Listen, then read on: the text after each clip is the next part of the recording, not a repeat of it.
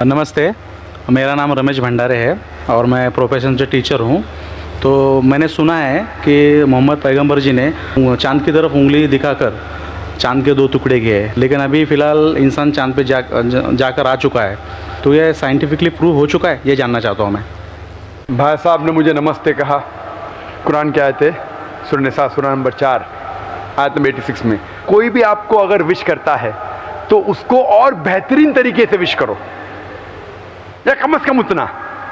आपने कहा नमस्ते, मैं आपको फिर से नमस्ते नहीं कह सकता हूँ। क्यों? नमस्ते के मानी है कि मैं आपके आगे झुक रहा हूँ। इदम नम में मतलब आपके आगे झुक रहा हूँ। झुकना सिर्फ है ईश्वर के सामने। तो मैं कहूँगा मेरे आगे झुकना हराम है, इसलिए मैं कहूँगा अस्सलामु अलैकुम, आप पे सलामती हो। ये सबसे बेहतरीन तरीका है।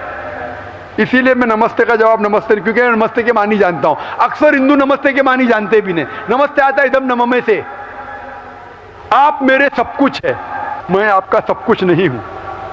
कुछ कुछ आपको हिदायत दे सकता हूँ, हिदायत देने वाला अल्लाह सुब्हानहू व तआला है। हाँ, तो इसीलिए मैं नमस्ते का जवाब दूंगा अस्सलामु अलैकुम, अल्लाह की सलामती आप पर हो। आपका सवाल था कि मोहम्मद सल्लल्लाहु अलैहि वसल्लम चांद के 2 टुकड़े कर चुके हैं, इंसान चांद पे जा चुका है, तो साइंटिफिकली साबित हुआ कि ने चांद के 2 टुकड़े हुए क्या नहीं। कुरान की आयत शक्कुल कमर की कई हदीस है। हम मानते हैं कि ये मौजिज़ा था जो अल्लाह ने किया। मौजिज़ा किया अल्लाह ने मोहम्मद सल्लल्लाहु अलैहि वसल्लम के ज़रिए। आज साइंटिफिक रिसर्च हो चुका है और कुछ एस्ट्रोनॉमर्स जो फल्कियात के माहिर है वो कहते हैं कि एक चांद पे एक फिशर है। फिशर मतलब एक लकीर है। क्या है पता नहीं। तो हम कहते हैं कि ये लकीर शायद निशानी है जब अल्लाह के पैगंबर मोहम्मद सल्लल्लाहु अलैहि वसल्लम ने शक्कुल कमर, कमर के 2 टुकड़े किए थे। टुकड़े हो गए, वापस हो गए, तो ये फिशर है। तो साइंटिफिकली एक फिशर है। क्या है लोग को पता नहीं।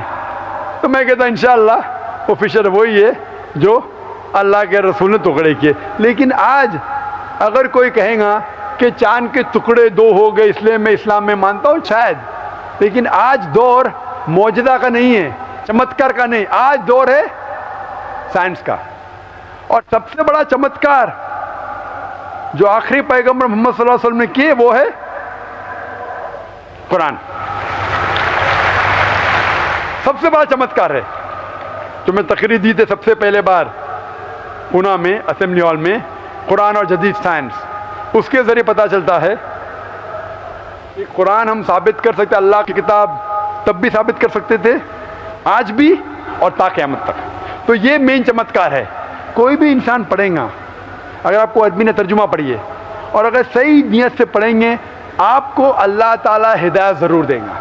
हिदायत मतलब सही रास्ता दिखाना। तो सही रास्ता जो है वो आखिरी कलाम खुदा का, वो कुरान शरीफ। Hope the answer the question. मेरा नाम अभिजीत जावलकर है और मैं एक कंप्यूटर इंजीनियरिंग स्टूडेंट हूँ। सर, मुझे आपसे ये पूछना है कि अगर कोई मुस्लिम कुरान के ऊपर हाथ रखकर कोई कसम खा ले तो क्या वो कसम वापस ले सकता है?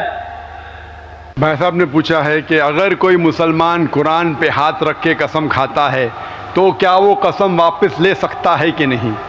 आम तौर पे कोई भी मुसलमान कसम खाता है, चाहे कुरान पे हाथ रखे या नहीं रखे, उसे वापस नहीं लेना चाहिए। अगर उसे पता चला वो कसम गलत चीज़ है, किसी को नुकसान पहुंचा रही है, तो वापस ले सकता है। तो एक मोमिन, एक मुसलमान अगर अपने ज़बान से कहता है, कसम खाता है या इंशाअल्लाह कहता है, उसका फ़र्ज़ हो जाता है कि उसके ऊपर अमल करे। कुरान पे हाथ रखना नहीं रखना ऐसा कुछ लिखा नहीं है।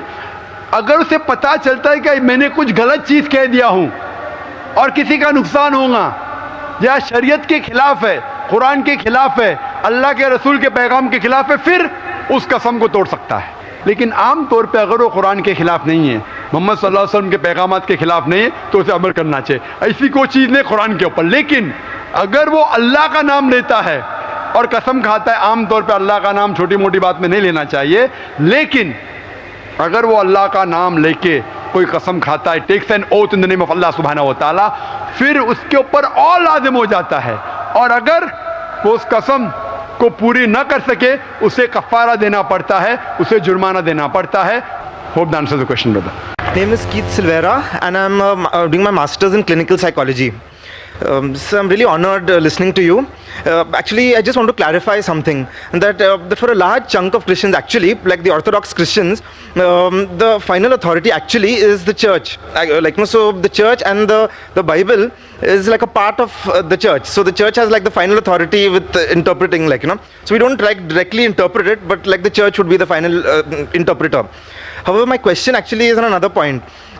Some Western scholars have been like studying all the hadith and kind of thing and translating them, and they claim that that some of them contradict others, and that certain Islamic scholars in the Middle East, on various contemporary issues, they hold different opposing views, and they use different hadith which have very very respected lines of transmission.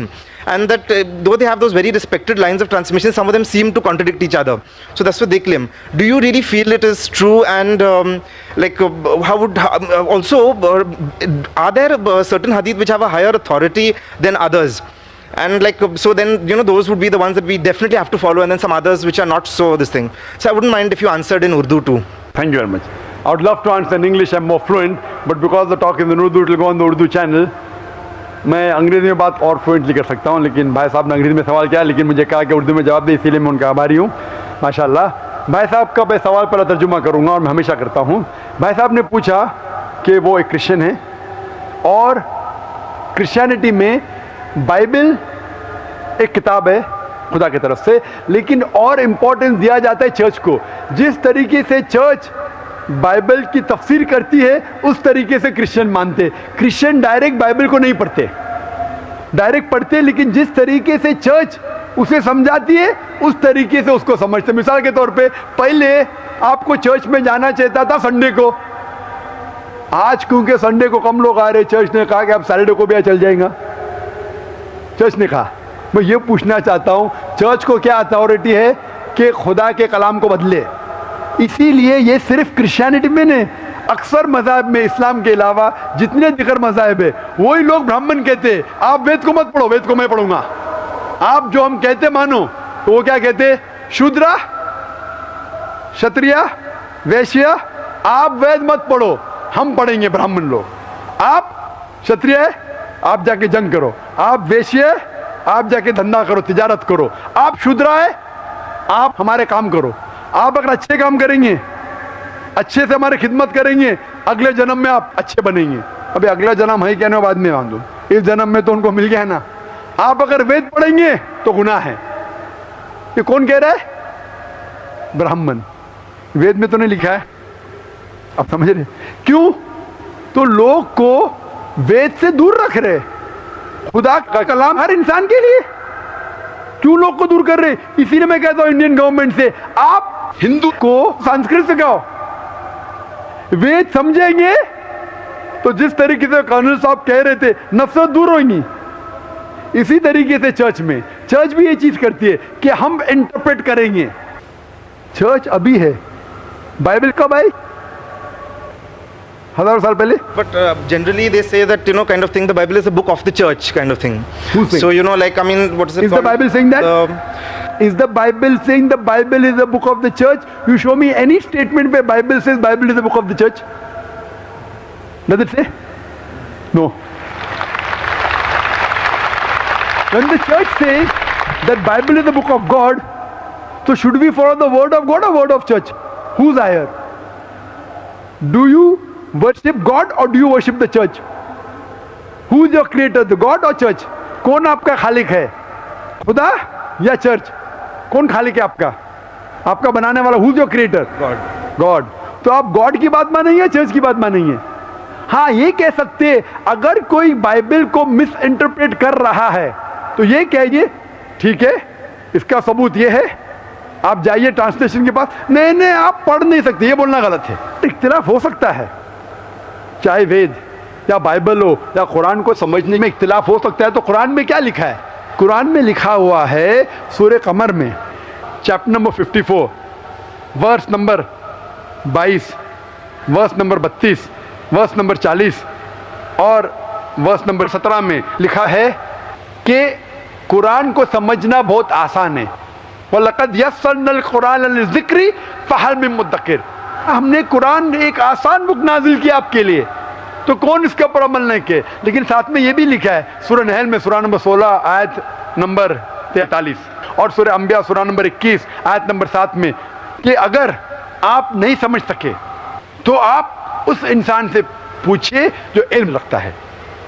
मतलब अगर आप नहीं जानते तो आलिम से पूछे जो उस मैदान का इल्म रखता है। तो अगर कुछ इख्तिलाफ है, अगर साइंस के बारे में कुरान में लिखा है तो आप साइंटिस्ट से पूछिए, उसकी मदद ले सकते। अगर कुछ चीज़ में इख्तिलाफ है तो उस चीज़ के लिए आप माहिर इंसान से पूछ सकते। अगर नुज़ूल कुरान जानना चाहते हैं तो ऐसे ही शेख से पूछे जो दारुल उलूम जा चुका है। तो ये कहना कि चर्च अगर बाइबल को कॉन्ट्रडिक्ट नहीं करता है तो हम मानने को तैयार है। जब बाइबल में लिखा है 2 जमा 2 4 और चर्च कहते हैं 2 जमा 2 5, तो आप किस में मानेंगे, बाइबल या चर्च में?